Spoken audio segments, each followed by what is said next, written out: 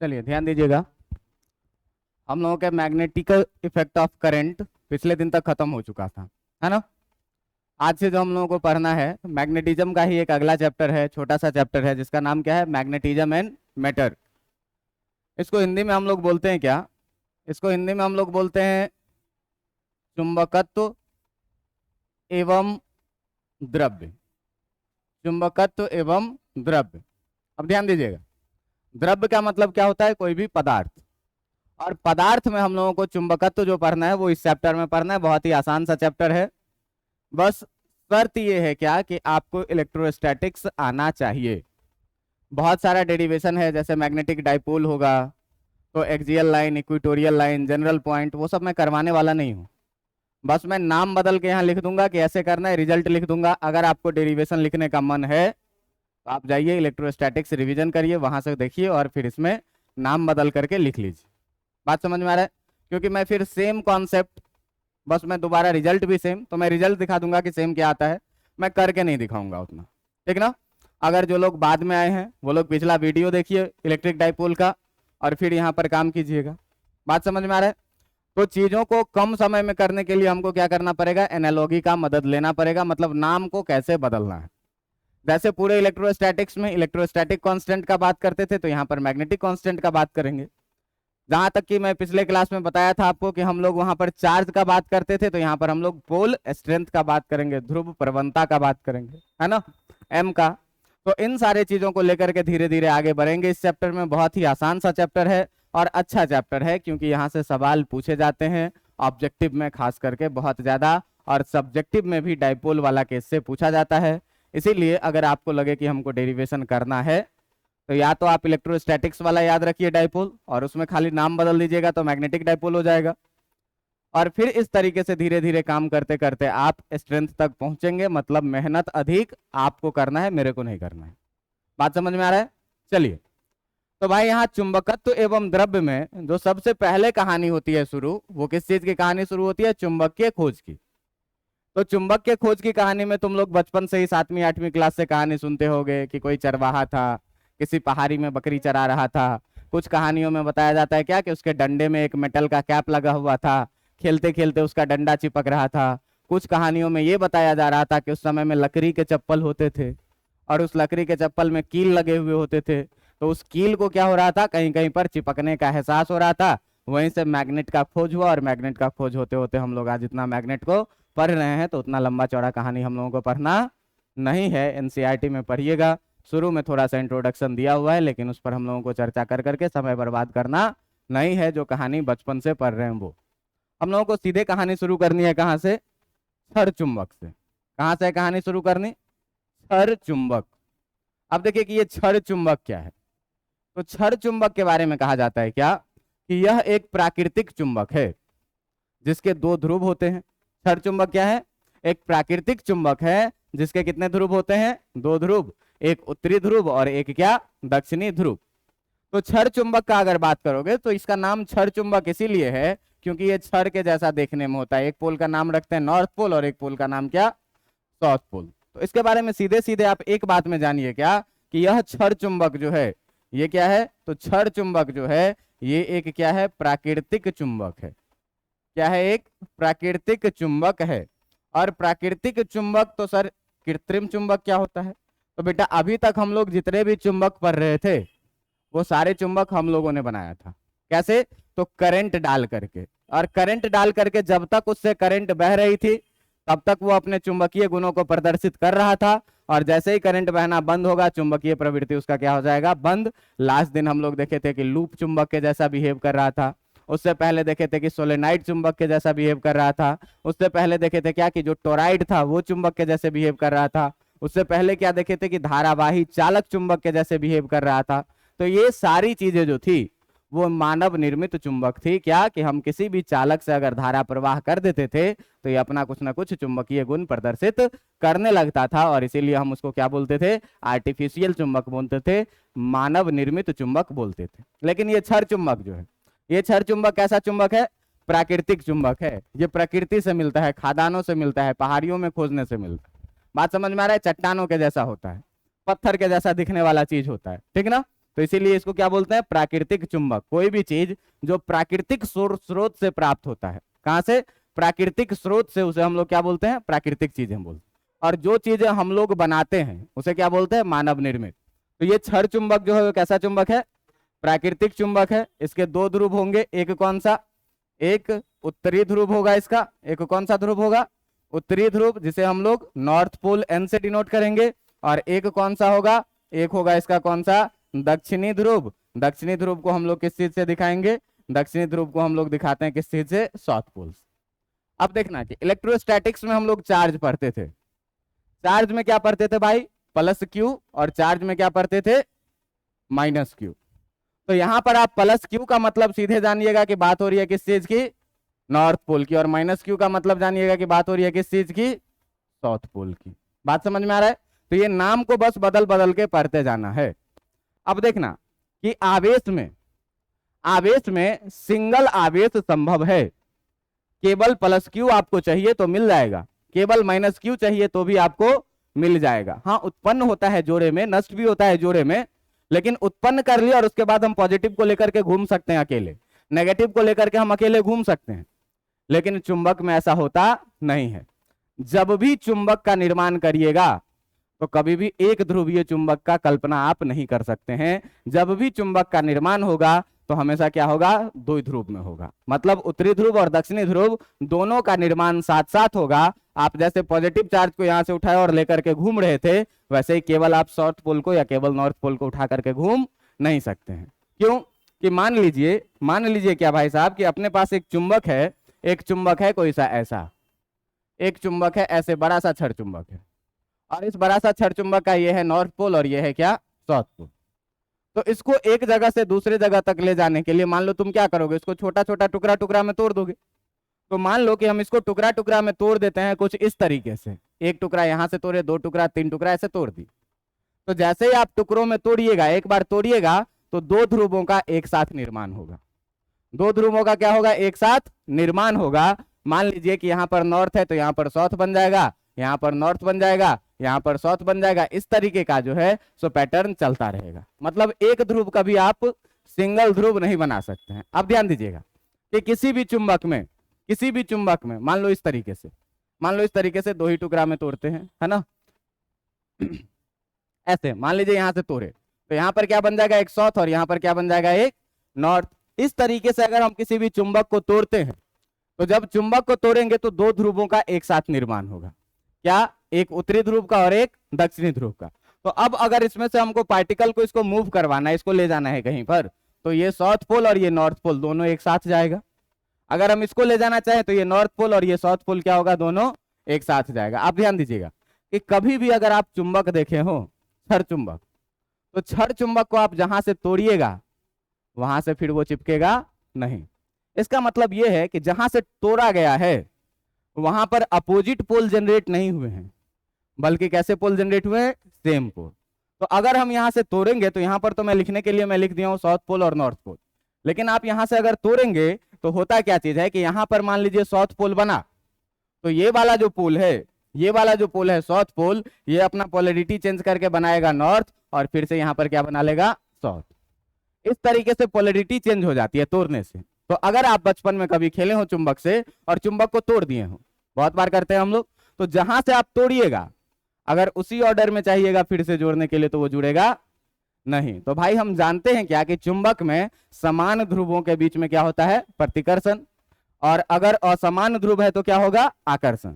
तो ये जो चुंबक है इसमें ये दोनों समान ध्रुव जनरेट हो जाता है, यहाँ पर समान ध्रुव उत्पन्न हो जाता है, इसीलिए फिर से दोबारा यहीं पर जुड़ता नहीं है, लेकिन उल्टा के जोड़ोगे खट से जुड़ जाता है। बात समझ में आया।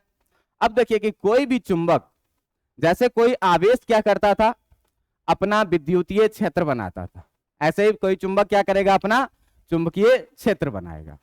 जैसे ही कोई आवेश क्या करता था, अपना विद्युतीय क्षेत्र बनाता था, वैसे ही क्या करेगा, चुंबक अपना चुंबकीय क्षेत्र बनाएगा। क्या भाई, तो अब तुमसे पूछे कि चुंबकीय क्षेत्र क्या होता है, चुंबकीय क्षेत्र क्या होता है, तो आप सीधे कहिएगा कि दो तरह की चीजें हैं अपने पास, एक है चुंबक और एक है चुंबकीय पदार्थ। एक है क्या, चुंबक, और एक है क्या, चुंबकीय पदार्थ। चुंबक चुंबक को भी आकर्षित और प्रतिकर्षित करता है, और चुंबक लोहा को भी आकर्षित करता है। तो चुंबक हो चाहे चुंबकीय पदार्थ हो, तो चुंबक हो गया तब तो चुंबक हो गया। और अगर चुंबकीय पदार्थ का बात करें तो जिन जिन पदार्थों को चुंबक अपने तरफ आकर्षित करती है उन सारे पदार्थों को हम लोग क्या बोलते हैं, चुंबकीय पदार्थ बोलते हैं। बात समझ में आ रहा है? तो किसी भी चुंबक के चारों तरफ का वैसा क्षेत्र, जैसे हम लोग आवेश में क्या लिखते थे कि किसी भी आवेश के चारों तरफ का वैसा क्षेत्र जिसमें किसी अन्य आवेश पर यह आकर्षण या प्रतिकर्षण का बल आरोपित कर सके, उसे ही क्या बोलते हैं, विद्युतीय क्षेत्र। ऐसे ही बेटा चुंबकीय क्षेत्र में अगर तुमसे पूछे तो सीधे कहना है क्या कि किसी चुंबक के चारों तरफ का वैसा क्षेत्र जिस क्षेत्र में यह किसी चुंबक या चुंबकीय पदार्थ को अपने तरफ आकर्षित या प्रतिकर्षित करे, इसी क्षेत्र को हम लोग क्या कहते हैं, चुंबकीय क्षेत्र। क्लियर सा बात है? लिखने रटने रटाने की कोई बात ही नहीं है। अब देखिए ध्यान से कि जैसे हम लोग विद्युतीय क्षेत्र को विद्युतीय क्षेत्र रेखाओं द्वारा निरूपित करते थे, वैसे ही चुंबकीय क्षेत्र को किसके द्वारा निरूपित करेंगे, चुंबकीय क्षेत्र रेखाओं के द्वारा। बात समझ में आ रहा है? तो जैसे ही हम लोग चुंबकीय क्षेत्र को चुंबकीय क्षेत्र रेखाओं द्वारा विद्युतीय क्षेत्र को विद्युतीय क्षेत्र रेखाओं द्वारा निरूपित करते थे, वैसे ही चुंबक को किसके द्वारा निरूपित करेंगे, चुंबकीय क्षेत्र रेखाओं के द्वारा निरूपित करेंगे। किसके द्वारा, चुंबकीय क्षेत्र रेखाओं के द्वारा हम लोग क्या करेंगे, इसको निरूपित करेंगे। और चुंबकीय क्षेत्र रेखाओं के द्वारा अगर हम इसको निरूपित करेंगे तो आपसे पूछा जाएगा कि चुंबकीय क्षेत्र रेखा क्या होता है।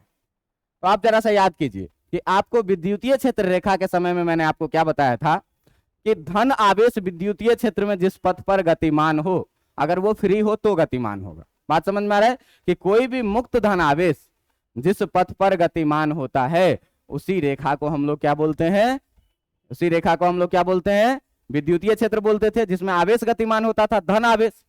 अब धन आवेश के लिए यहां पर हम लोग कौन से पोल का बात कर रहे हैं, नॉर्थ पोल के लिए।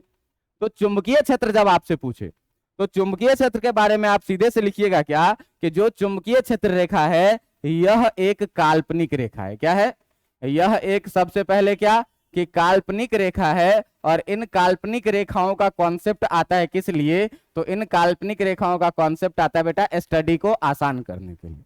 बात समझ में आ रहा है? तो कहा क्या कि यह एक काल्पनिक रेखा है जो जो किसी चुंबकीय क्षेत्र में जो किसी चुंबकीय क्षेत्र में जो किसी भी चुंबकीय क्षेत्र में जो किसी चुंबकीय क्षेत्र में नॉर्थ पोल उत्तरी ध्रुव को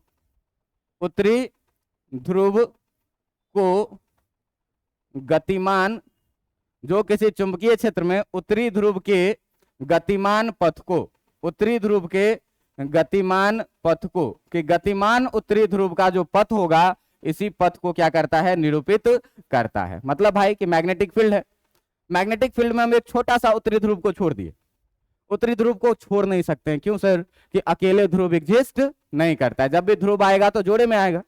तो सबसे आसान सा तरीका क्या होता है कि जब से फ्रीली मूवेबल जो आपके पास है वो है क्या, मैग्नेटिक कंपास, सबसे स्वतंत्र है घूमने के लिए और इसमें दोनों पोल है। तो आप कंपास हाथ में लीजिए चुंबकीय क्षेत्र में और हर जगह पर ले जाइएगा तो उत्तरी ध्रुव का दिशा आपको दिखता जाएगा। उसी दिशा में आप क्या करिए, टेंजेंशियली लाइन बना दीजिए, जो लाइन बन गया वही लाइन क्या हो जाएगा, चुंबकीय क्षेत्र। क्या कहा कि यह एक काल्पनिक रेखा है जो किसी चुंबकीय क्षेत्र में उत्तरी ध्रुव के गतिमान पथ को प्रदर्शित करता है। क्या करता है, गतिमान पथ को क्या करता है, ये प्रदर्शित करता है। ध्यान रखना है किसको, उत्तरी ध्रुव के गतिमान पथ को ये क्या करेगा, प्रदर्शित करेगा। बात समझ में आ रहा है? अब आपसे ये पूछा जा सकता है क्या कि भाई साहब चुंबकीय क्षेत्र रेखा अलग अलग सिचुएशन में कैसा कैसा बनेगा, ठीक ना। तो यहां पर एक चीज और हम लोग पढ़े थे क्या कि ध्रुव हमेशा जोड़े में उत्पन्न होता है। क्या, ध्रुव हमेशा जोड़े में होता है, ये चीज ध्यान रखना है। ध्रुव हमेशा किस में होता है, जोड़े में होता है। ध्रुव कभी भी अकेले नहीं होगा, ध्रुव जब भी होगा तो किस में होगा, जोड़े में होगा। बेटा चुंबकीय क्षेत्र रेखा क्या होगा, तो एक काल्पनिक रेखा जो किसी नॉर्थ पोल के गतिमान पथ को क्या करेगा, प्रदर्शित करेगा। अब देखिए आप कि अगर हम लोग बात करें क्या कि क्षण चुंबक के कारण चुंबकीय क्षेत्र का, अगर हम लोग बात करें किसके कारण, क्षण चुंबक के कारण चुंबकीय क्षेत्र का, तो मुझे लगता है क्या कि सबसे पहले हमको चर्चा कर लेना चाहिए किस चीज का, तो चुंबकीय क्षेत्र रेखाओं के गुण का। किसका चर्चा करना चाहिए, चुंबकीय क्षेत्र रेखाओं के गुण का कि ये जो चुंबकीय क्षेत्र रेखा है, इन चुंबकीय क्षेत्र रेखाओं के क्या क्या गुण होते हैं। तो भाई सेम वही गुण है जो गुण तुम्हारे किसके होते हैं, जो गुण तुम्हारे होते हैं किसके, विद्युतीय क्षेत्र रेखाओं के। थोड़ा सा परिवर्तन होता है चुंबकीय क्षेत्र रेखाओं के गुण। तो देखो चुंबकीय क्षेत्र रेखा के गुण में हम आपको बताए थे कि चुंबकीय क्षेत्र रेखा में, विद्युतीय क्षेत्र रेखा में लाइन हमेशा पॉजिटिव चार्ज से निकलती है और नेगेटिव में जाकर के मिलती है। बात समझ में आ रहा है? क्या बोले थे कि अगर कोई पॉजिटिव चार्ज है और इधर कोई नेगेटिव चार्ज है तो पॉजिटिव से निकलेगा और नेगेटिव में जाकर के मिलेगा। ये था क्या अपना विद्युतीय क्षेत्र रेखा। लेकिन पॉजिटिव में भाई हम इसको कौन सा पोल बोलते हैं और इसको कौन सा पोल बोलते हैं? तो सेम ऐसा ही प्रॉपर्टी हो जाएगा क्या कि नॉर्थ पोल से निकलेगा और साउथ पोल में जाकर के मिलेगा। तो इसका जो पहला गुण है, ये पहला गुण है कि क्षेत्र रेखा हमेशा जो है, तो क्षेत्र रेखा हमेशा क्या होगा, नॉर्थ पोल से निकलेगा, ठीक ना, नॉर्थ पोल से क्या होगा, निकलेगा, नॉर्थ पोल से निकलेगा तथा साउथ पोल में जाके मिलेगा, तथा साउथ पोल में क्या होगा, जाकर मिलेगा। लेकिन ये चीज केवल तब होगा जब रेखा का बात करें हम चुंबक के बाहर में। आप ध्यान दीजिएगा कि अपने पास एक क्षण चुंबक है जिसका ये है नॉर्थ पोल और ये है क्या, साउथ पोल। तो कोई भी चुंबकीय क्षेत्र रेखा जो होगा वो इसके नॉर्थ पोल से निकलेगा और साउथ में जाकर के मिलेगा। लेकिन कब, जब हम चुंबक के बाहर में बात करेंगे तब। चुंबक के अंदर में फिर क्या होता है, ये साउथ से चलता है और नॉर्थ में आकर के मिल जाता है। बात समझ में आ रहा है? ये कब होगा, जाकर मिलेगा कहां पर भाई, तो ये बात होगी कब, चुंबक के बाहर। कब होगी ये बात, चुंबक के बाहर। लेकिन अगर हम लोग बात करें परंतु चुंबक के अंदर, परंतु चुंबक के अंदर यह साउथ से नॉर्थ पोल के तरफ होती है, साउथ से नॉर्थ पोल के तरफ होती है। अब ध्यान दीजिएगा कि एक गुण इसमें और है ज्यादा बढ़िया, जो कि आवेश से, विद्युतीय क्षेत्र से अलग है। विद्युतीय क्षेत्र हमेशा पॉजिटिव से निकला नेगेटिव में जाकर के मिला, पॉजिटिव से निकला नेगेटिव में जाकर के मिला। लेकिन ये चुंबक के बाहर नॉर्थ से निकला साउथ में जाकर के मिला और फिर यहां साउथ से निकला और नॉर्थ में जाकर के मिल गया। इस तरह से आप देखेंगे क्या कि यह जो चुंबकीय क्षेत्र रेखा है एक बंद लूप का निर्माण कर रही है, जबकि विद्युतीय क्षेत्र रेखा बंद लूप का निर्माण नहीं करती है। तो ये इसका एक विशेष गुण है। दूसरा गुण है क्या कि चुंबकीय क्षेत्र रेखाएं जो है, जो आपकी चुंबकीय क्षेत्र रेखाएं हैं, ये चुंबकीय क्षेत्र रेखाएं क्या करती है, चुंबकीय क्षेत्र रेखाएं जो है ये क्या करती है, बंद लूप का निर्माण करती है। क्या करती है, बंद लूप का निर्माण करती है। मतलब ये चुंबकीय क्षेत्र के बाहर नॉर्थ से साउथ में होगा और चुंबकीय क्षेत्र के अंदर साउथ से नॉर्थ में होगा। इस प्रकार से क्या करेगा, ये एक बंद लूप का निर्माण करेगा, जो कि विद्युतीय क्षेत्र कभी नहीं करता। बात समझ में आया? आपको हम बोले थे क्या कि आवेश से जब कोई भी क्षेत्र निकलता है तो वो आवेश के कण के सतह के लंबवत निकलता है। मतलब कि अगर कोई सा ये पॉजिटिव चार्ज है, तो यहां से क्षेत्र निकलेगा तो इसके सतह के ये क्या होगा, लंबवत होगा। इसी तरीके से चुंबक में भी जो चुंबकीय क्षेत्र रेखाएं होती है ये ध्रुव के सतह के लंबवत निकलती है और लंबवत ही आकर के मिलती है। बात समझ में आ रही है? तो इसका तीसरा गुण में हम लोग क्या लिखेंगे कि जो क्षेत्र रेखाएं हैं ये क्षेत्र रेखाएं आपके ध्रुव के सतह के लंबवत निकलती है, ध्रुव के सतह के लंबवत निकलती है एवं मिलती भी है। कैसे, निकलती एवं मिलती है, मतलब लंबवत निकलेगा भी और लंबवत मिलेगा भी। ये तीन गुण हुए। चौथा गुण देखिए कि हम लोग विद्युतीय क्षेत्र में पढ़ते थे क्या कि क्षेत्र रेखा पर किसी भी बिंदु पर अगर हम स्पर्श रेखा डालते हैं तो वहां पर विद्युतीय क्षेत्र का अर्थात विद्युतीय बल के दिशा को निरूपित करता है। पढ़े थे कि नहीं? इसी तरीके से चुंबकीय क्षेत्र रेखा के किसी बिंदु पर भी जो स्पर्श रेखा होता है वो चुंबकीय क्षेत्र या चुंबकीय बल के दिशा को निरूपित करता है। बात समझ में आ रहा है? तो अगला पॉइंट हम लोग क्या देखेंगे कि अगला पॉइंट देखेंगे 4 नंबर में क्या कहता है, क्या कि जो आपका चुंबकीय क्षेत्र रेखा है, चुंबकीय क्षेत्र रेखा के किसी बिंदु पर, चुंबकीय क्षेत्र रेखा के किसी बिंदु पर स्पर्श रेखा के किसी बिंदु पर जो हम लोग स्पर्श रेखा का बात करेंगे, किसी बिंदु पर जो स्पर्श रेखा होगा, स्पर्श रेखा उस बिंदु के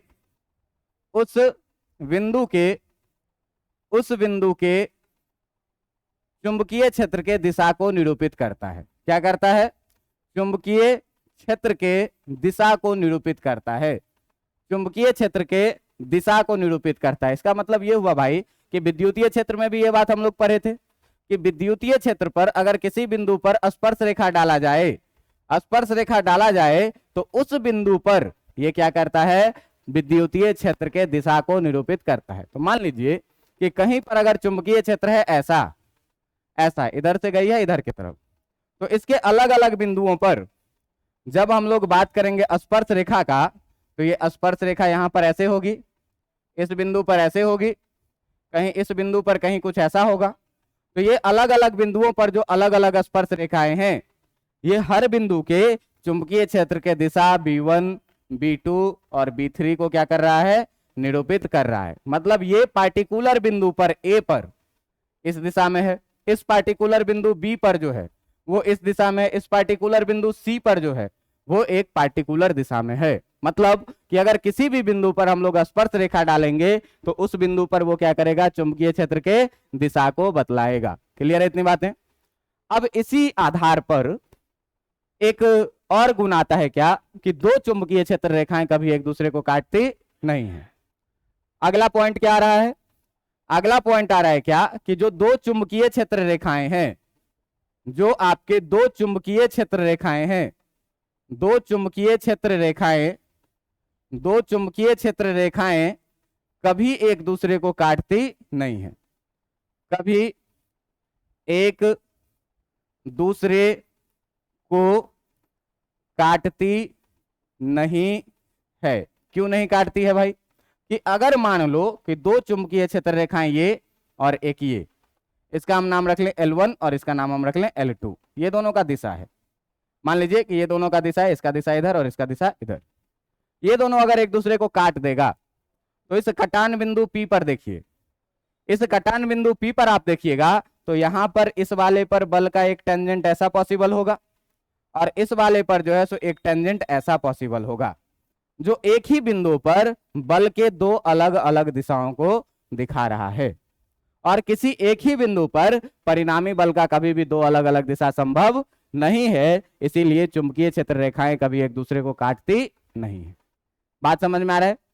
रेखाओं की सघनता जो है, रेखाओं की सघनता का मतलब कि रेखाएं एक दूसरे से कितने करीब करीब में या रेखाएं एक दूसरे से कितने दूर दूर में।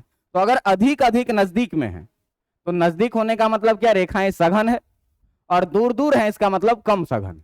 तो जहां पर अधिक सघन रेखा रहेगा वहां पर प्रभावी चुंबकीय क्षेत्र होगा, अधिक प्रभावी, और जहां पर दूर दूर रेखा रहेगा वहां पर चुंबकीय क्षेत्र का प्रभाव कैसा मिलेगा? कम देखने को मिले। तो अगला गुण हम लोग देखेंगे ये छठा नंबर में।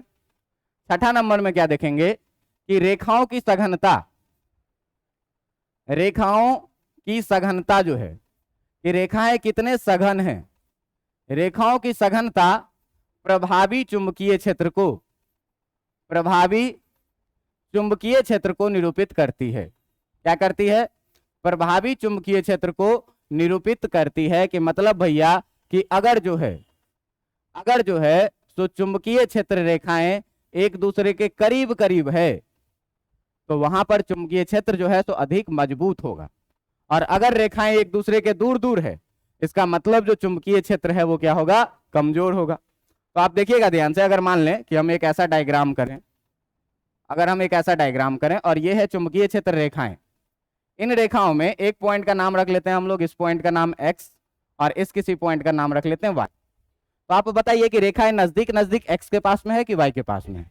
x के पास में है। तो भाई x के पास में है, इसका मतलब मजबूत चुंबकीय क्षेत्र का अगर बात करें तो x के पास ज्यादा अधिक होगा कि y के पास ज्यादा अधिक?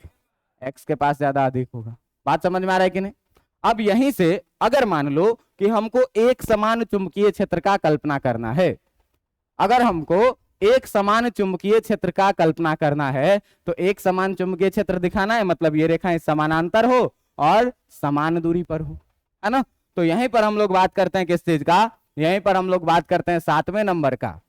कि 7वें नंबर में क्या कहता है कि जो एक समान चुंबकीय क्षेत्र है, एक समान चुंबकीय क्षेत्र जो है आपका, ये एक समान चुंबकीय क्षेत्र जो है, ये एक समान चुंबकीय क्षेत्र समान दूरी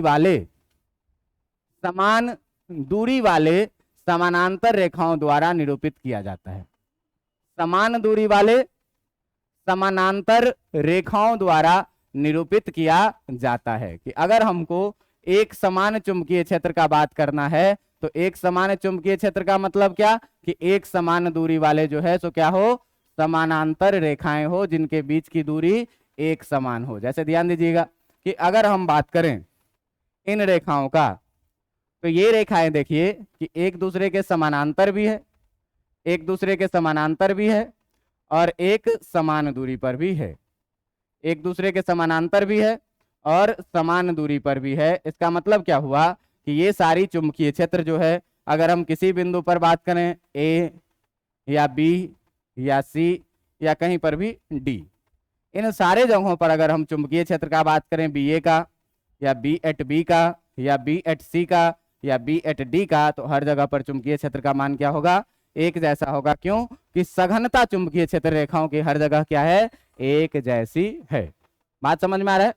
अब यहां पर आपको हम एक टर्म बताए थे अगले दिन, क्या? ध्रुव प्रवणता, पोल स्ट्रेंथ। ठीक है, क्या बताए थे? ध्रुव प्रवणता, पोल स्ट्रेंथ, जिसको स्मॉल m से डिनोट किए थे, बताए थे थोड़ा सा। अब उधर के तरफ हम लोग थोड़ा सा बढ़ते हैं। तो कहता है क्या कि अगर बात किया जाए किस चीज का? ध्रुव प्रवणता का, ध्रुव प्रवणता का। तो ये ध्रुव प्रवणता का अगर आप बात करिएगा, ध्रुव प्रवणता जिसको बोला जाता है पोल स्ट्रेंथ, पोल स्ट्रेंथ, और इस पोल स्ट्रेंथ को हम लोग डिनोट करते हैं किस चीज से? स्मॉल m से। तो कहता है क्या कि किसी भी चुंबक का ध्रुव जितना ही मजबूत चुंबकीय क्षेत्र निकालेगा उसका पोल स्ट्रेंथ क्या होगा? उतना ही अधिक होगा। किसी का भी ध्रुव जितना अधिक चुंबकीय क्षेत्र निकालेगा उसका पोल स्ट्रेंथ क्या होगा? उतना अधिक। मतलब हम सीधे सीधे कह सकते हैं क्या कि m जो है वो डायरेक्टली प्रोपोर्शनल क्या होगा? क्षेत्र रेखाओं की संख्या। किसके? क्षेत्र रेखाओं की संख्या के डायरेक्टली प्रोपोर्शनल होगा। कि किसी भी चुंबक से जितनी ज्यादा क्षेत्र रेखा निकल रही है उसका पोल स्ट्रेंथ उतना ही ज्यादा है, वो उतना ही मजबूत चुंबक है।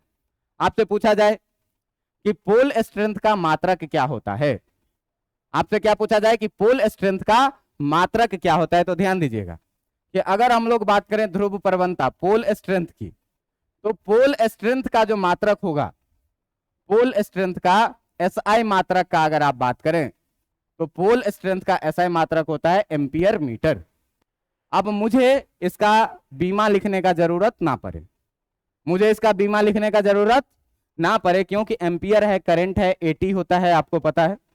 एम्पियर फंडामेंटल है, एल सीधे ए एल लिखेंगे। बात समझ में आ रहा है? और इसी को क्या बोलते हैं? वेबर। इसी को क्या बोलते हैं? वेबर। इसी को इसे ही किस नाम से जाना जाता है?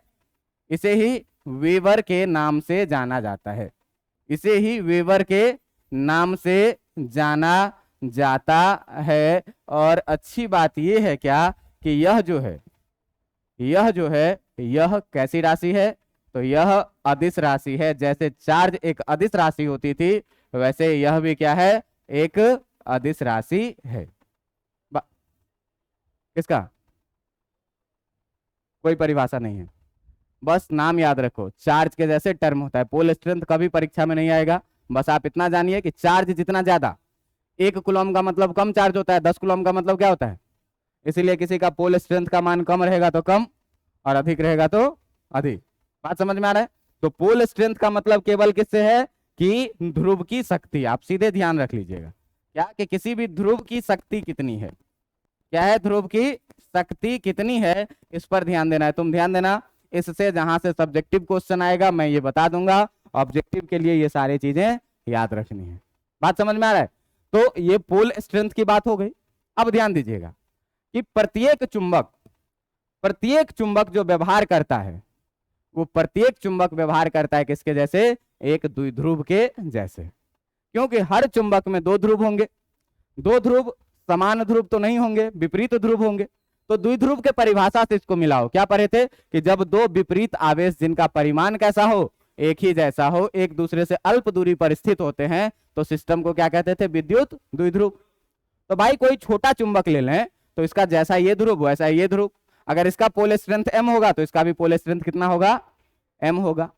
अब जब पोल स्ट्रेंथ m हुआ और इसका भी m हुआ तो अगर एक को प्लस m लिखेंगे तो दूसरे को क्या लिखेंगे, माइनस m लिखेंगे। तो नॉर्थ पोल वाले को प्लस लिखते हैं और साउथ पोल वाले को क्या लिखते हैं, माइनस लिखते हैं। तो अगर यहां पर आपको दिखाना पड़े कि पोल स्ट्रेंथ को कैसे लिखें, तो पोल स्ट्रेंथ को कैसे लिखें, तो ये चुंबक लेंगे, इस चुंबक का ये मान लीजिए कि नॉर्थ पोल है और ये मान लीजिए कि क्या है, तो नॉर्थ पोल वाले का प्रवणता हम लोग प्लस m लिखेंगे, तो साउथ पोल वाले का कितना लिखेंगे।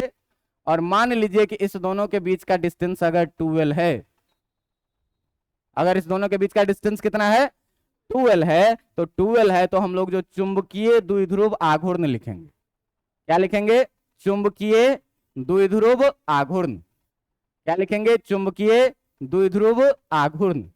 ये चुंबकीय द्विध्रुव आघूर्ण मैं पिछले दिन भी बताया था, क्या लिखते हैं, वेक्टर m, ठीक ना।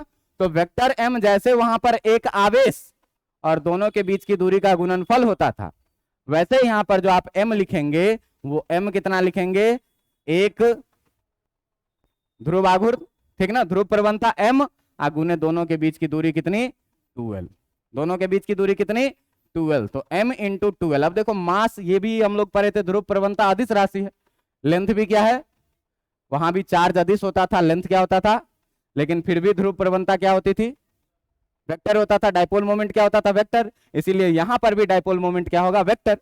अब वहां पर डायरेक्शन हम लोग क्या पढ़े थे कि नेगेटिव से पॉजिटिव, तो इसकी दिशा जो है, अगर हम लोग बात करें इसकी दिशा की, तो इसकी दिशा जो होगी, इसकी दिशा कितनी होगी, साउथ टू नॉर्थ पोल, मतलब नेगेटिव से लेकर के किधर, पॉजिटिव के तरफ। अब देखो कि यहां पर अगर तुमसे पूछे कि चुंबकीय द्विध्रुव आघूर्ण, ये जो तुम्हारा द्विध्रुव आघूर्ण है, ये तुम्हारा द्विध्रुव आघूर्ण जो है, ये द्विध्रुव आघूर्ण जो है ये कैसा राशि है, ये राशि है कैसा, सदिश राशि है। ये कैसा राशि है, सदिश राशि है, जिसकी दिशा किधर होती है, जिसकी दिशा हमेशा किधर होती है, साउथ से नॉर्थ की तरफ। और परिमाण कैसे निकालेंगे, m इंटू 12। अगर चुंबक दिया रहेगा तो उसका कितना पोल स्ट्रेंथ है ये दिया रहेगा, बात समझ में आ रहा है, हर चुंबक पर उसका पोल स्ट्रेंथ लिखा हुआ होता है, अगर आप लोग कभी लैब में देखे हुए होंगे तो। बात समझ में आ रहा है, अगर आप कभी लैब में छड़ चुंबक देखे होंगे तो हर चुंबक का दोनों करल लाल रंग से रंगा हुआ रहता है ऐसे ही, और बीच में लिखा हुआ रहता है कि इसका पोल स्ट्रेंथ कितना है, मतलब ये कितना पावरफुल चुंबक है। बात समझ में आ रहा है। अब ध्यान देना कि m का अगर हम लोग मात्रक का बात करें, m का SI मात्रक, मतलब चुंबकीय द्विध्रुव आघूर्ण का SI मात्रक का अगर बात करें तो इसका जो SI मात्रक होगा, ये ध्यान देना, अभी हम लोग पढ़े थे कि ये एम्पियर मीटर होता है, और एम्पियर मीटर में एक और लंबाई मल्टीप्लाई हो जाएगा, तो कितना हो जाएगा एम्पियर मीटर, m का कितना होता है, m इंटू 12 लिखोगे ना, तो m को कितना लिखोगे, एम्पियर मीटर, और 12 लंबाई है, क्या लिखोगे, ये कितना हो जाएगा, एम्पियर मीटर।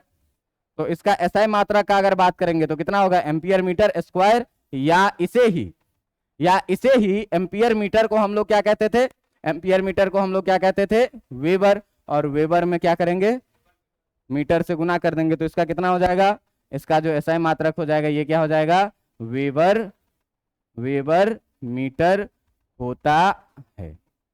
बात याद रहेगी कि नहीं रहेगी, हाँ भाई, अभी चुंबकीय फ्लक्स पर नहीं गए हैं, समझे ना, अभी चुंबकीय फ्लक्स पर नहीं गए हैं, बात समझ में आ रहा है। अब देखिए यहां से, तो चुंबकीय फ्लक्स में भी हम लोग क्या लिखते हैं, सुनिए, चुंबकीय फ्लक्स में क्या लिखिएगा, गुजरने वाली चुंबकीय क्षेत्र रेखाओं की संख्या, ठीक ना, तो वहां पर बता देंगे कि कैसे होता है वेबर जो, और यहां से रिलेट करके भी आपको दिखा देंगे, बात समझ में आ रहा है। अभी बस इतना याद रखिए। अब देखो कि हर चुंबक अगर चुंबकीय द्विध्रुव के जैसा बिहेव कर रहा है, हर चुंबक अगर चुंबकीय क्षेत्र रेखा के जैसा बिहेव कर रहा है, तो इसके लिए एनालॉगी देखो, ये है तुम्हारा एक चुंबकीय डाइपोल जिसका ये नॉर्थ पोल और ये एक है ये तुम्हारा विद्युत डाइपोल जिसका ये प्लस क्यू और ये कितना माइनस क्यू।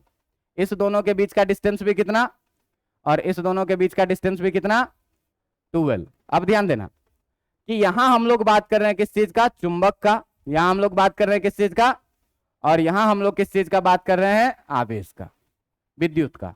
बात समझ में आ रहा है? तो चुंबक में जो काम M कर रहा है वही काम यहां पर क्या कर रहा है, नॉर्थ पोल का मतलब यहां पर कैसा होता है और साउथ पोल का मतलब कैसा होता है। बात समझ में आया कि नहीं? यहां पर हम चुंबकीय कांस्टेंट का बात करते हैं म्यू नॉट बाई, यहां पर हम लोग विद्युतीय कांस्टेंट का बात करते हैं। बात समझ में आ रहा है कि नहीं? यहां पर हम मैग्नेटिक मोमेंट का बात करते हैं और यहां पर हम डाइपोल मोमेंट का बात करते हैं। बात समझ में आ रहा है कि नहीं? तो अब देखिए कि अगर इसका ये अक्षीय रेखा और निरक्षीय रेखा और किसी सामान्य बिंदु पर बात किया जाए, ठीक ना, तो यहां पर हम लोग पढ़ते थे क्या कि अक्षीय रेखा पर विद्युतीय क्षेत्र कितना होगा, तो इसमें पढ़ेंगे कि चुंबकीय के अक्षीय रेखा पर चुंबकीय क्षेत्र कितना होगा। ध्यान आ रहा है कि चुंबक के अक्षीय रेखा, निरक्षीय अक्षर रेखा और किसी सामान्य बिंदु पर, देखो हम लोग बात कर रहे हैं, ध्यान देना डायग्राम में। अगर डायग्राम में मान लीजिए क्या कि ये है कोई सा चुंबक, ये है क्या कोई सा चुंबक, तो ये चुंबक का जो है ये होगा नॉर्थ पोल और ये होगा क्या साउथ पोल। इसकी लंबाई है कितनी, इसकी लंबाई है कितनी 12 और ये है इसका कहीं मिडल पॉइंट। एकदम ध्यान से देखना। अब अगर हम बात करें इसके अक्षीय रेखा का, अगर हम बात करें इसके अक्षीय रेखा का, तो अक्षीय रेखा कैसा होता है, इसके अक्ष के अनुरूप जाने वाला एक रेखा होगा जो क्या होगा, अक्षीय रेखा। बात समझ में आ रहा है? निरक्षीय रेखा क्या होगा, इसके लंबवत एक रेखा होगा, इसके लंबवत एक रेखा होगा। और अगर हम लोग बात करेंगे किसी सामान्य बिंदु पर, तो किसी सामान्य बिंदु पर तो कोई सामान्य बिंदु ये होगा P, जो कि इसके नेगेटिव से पॉजिटिव जो डाइपोल मोमेंट M जाएगा उससे कितना एंगल बनाएगा, थीटा। बात समझ में आ रहा है? तो अब ध्यान देना कि ये जो है, तो ये वाला जो रेखा है, ये वाला रेखा, ये आपका कैसा रेखा है, ये है अक्षीय रेखा। ये क्या है, अक्षीय रेखा। जो ये वाला रेखा है, ये वाला रेखा आपका कैसा है, निरक्षीय रेखा। और निरक्षीय रेखा होने के साथ साथ में ये जो कोई है, ये है कोई कैसा बिंदु, सामान्य बिंदु, जो कि ना तो अक्षीय रेखा पर है और ना तो निरक्षीय रेखा। बात समझ में आ रहा है? अब फिर देखो कि यहां पर हम लोग एनालॉगी से पढ़ेंगे। एनालॉगी से पढ़ेंगे मतलब क्या, बोर्ड को किए दो पार्ट में, एक तरफ रखेंगे विद्युतीय द्विध्रुव और एक तरफ रखेंगे चुंबकीय द्विध्रुव। एक तरफ हम लोग क्या रखेंगे, विद्युतीय द्विध्रुव।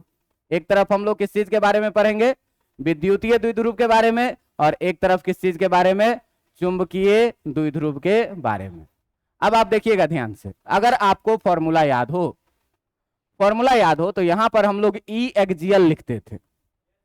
ई एक्सियल कितना लिखते थे, 2kp/r³ या x³ जो भी, कितना लिखते थे, 2kp/r³। और इसकी दिशा जो होती थी, इसकी दिशा किसकी दिशा में होती थी, तो p के दिशा में। जिधर डाइपोल मोमेंट का दिशा होता था उधर ही इसका भी दिशा होता था। बात समझ में आ रहा है कि नहीं? ध्यान देना कि अगर हम विद्युतीय में बात करेंगे तो k इक्वल टू कितना लेंगे, 1/4 पाई एप्सिलॉन नॉट, जिसका वैल्यू होता है 9 × 10 का पावर। और अगर हम लोग मैग्नेटिक में बात करेंगे तो k का वैल्यू कितना लेंगे, म्यू नॉट बाई 4 पाई, जिसका वैल्यू कितना होता है 10 का पावर माइनस। याद रहेगा कि नहीं? तो अब देखो सेम चीज अगर यहां पर पूछे कि बी एक्सियल क्या होगा, तो 2 के जगह 2, k के जगह k, p के जगह और बाय। बात समझ में आया? डेरिवेशन में खाली बदल देना है कहानी। बात समझ में आ रही है कि नहीं? डेरिवेशन में खाली क्या करना है, नाम बदल देना है, p को m कर देना है और q1 q2 को स्मॉल m कर देना है, काम हो जाएगा। बात समझ में आ रहा है? तो ये भी किसके दिशा में होगा, ये भी किसके दिशा में होगा, m के दिशा में होगा, m के दिशा में होगा। बात समझ में आ रही है कि यहां पर कोई पूछे कि अक्षीय रेखा पर चुंबकीय क्षेत्र की दिशा क्या होगी, तो जो भाई द्विध्रुव आघूर्ण की दिशा होगी उसी दिशा में चुंबकीय क्षेत्र भी होगी। ये हुआ पहला बात। अगर हम लोग यहाँ पर ई इक्वेटोरियल पढ़ते थे, अगर हम लोग ई इक्वेटोरियल पढ़ते थे तो ई इक्वेटोरियल पढ़ते थे कितना, KP बाय आर क्यूब, यानी पढ़ते थे KP बाय आर क्यूब। लेकिन ये जो होता था P के विपरीत दिशा में होता था। किस दिशा में होता था? P के विपरीत दिशा में इसकी दिशा होती थी। तो भाई साहब यहाँ पर अगर हम लोग दूसरे नंबर पर पढ़ेंगे B इक्वेटोरियल, तो B इक्वेटोरियल जो पढ़ेंगे निरक्षीय रेखा के लिए, निरक्षीय रेखा के लिए K P के जगह पर कितना, बाय कितना, ये भी किसके विपरीत दिशा में होगी, M के विपरीत दिशा में होगी, M के विपरीत दिशा में होगी।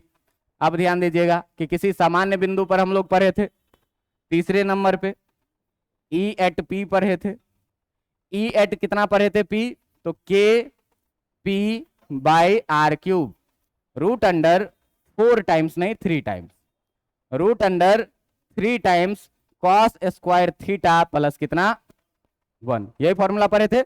यहां पर कितना पढ़ेंगे, यहां पर पढ़ेंगे B at P any point पर कितना, K P के जगह पर कितना, आर क्यूब के जगह पर कितना, root under 3 cos square theta और प्लस कितना। इस सब का प्रूफ ठीक वैसे ही होगा जैसे आपने इलेक्ट्रिक डाइपोल का किया था, बस आपको नामकरण बदलना है। क्या? तो नामकरण बदल के क्या करना है, m को रिप्लेस कर देना है, n का मतलब पॉजिटिव मानना है, s का मतलब यहाँ पर कांस्टेंट म्यू नॉट बाई 4 पाई, तो यहाँ पर 1/4 पाई, यहाँ पर हम लोग m लिखते थे तो यहाँ पर क्या लिख रहे हैं। और अच्छी बात, सबसे अच्छी बात क्या कि इसके लिए मैग्नेटिक फील्ड को B लिखते हैं और इसके लिए इलेक्ट्रिक फील्ड को A लिखते थे। बस इतना ही एनालॉजी है कि नाम बदल दिए, काम बदल गया। और परीक्षा में अब चाहे चुंबकीय द्विध्रुव पूछे और चाहे विद्युतीय द्विध्रुव पूछे, तो ध्यान ये दिया जाए कि चुंबकीय अक्षीय निरक्षीय या विद्युतीय अक्षीय निरक्षीय, इस 4 में से कोई एक हमेशा ही बिहार बोर्ड 5 नंबर में पूछा है। इस 4 में से द्विध्रुव में से या तो विद्युत द्विध्रुव अक्षीय निरक्षीय पूछेगा या तो चुंबकीय द्विध्रुव अक्षीय निरक्षीय पूछेगा। तो 2 ही परिभाषा मान के चलिए, अक्षीय और निरक्षीय, या तो चुंबक के लिए या तो द्विध्रुव विद्युत द्विध्रुव के लिए। इस दोनों के लिए हमेशा ही बिहार बोर्ड हर साल 5 नंबर का एक डेरिवेशन पूछता है, चाहे चुंबकीय के अक्षीय पर पूछेगा, चाहे विद्युतीय के अक्षीय रेखा पर पूछेगा, चाहे चुंबकीय के निरक्षीय पर पूछेगा, चाहे विद्युतीय के निरक्षीय पर पूछेगा। पिछले साल चुंबकीय द्विध्रुव के कारण निरक्षीय रेखा पर विद्युतीय क्षेत्र नहीं चुंबकीय क्षेत्र निकालने के लिए पूछा गया है। बात समझ में आया कि नहीं आया? अगर इतना बात समझ में आया है भाई, तो आज का ये एनालॉजी का लेक्चर खत्म, ठीक ना।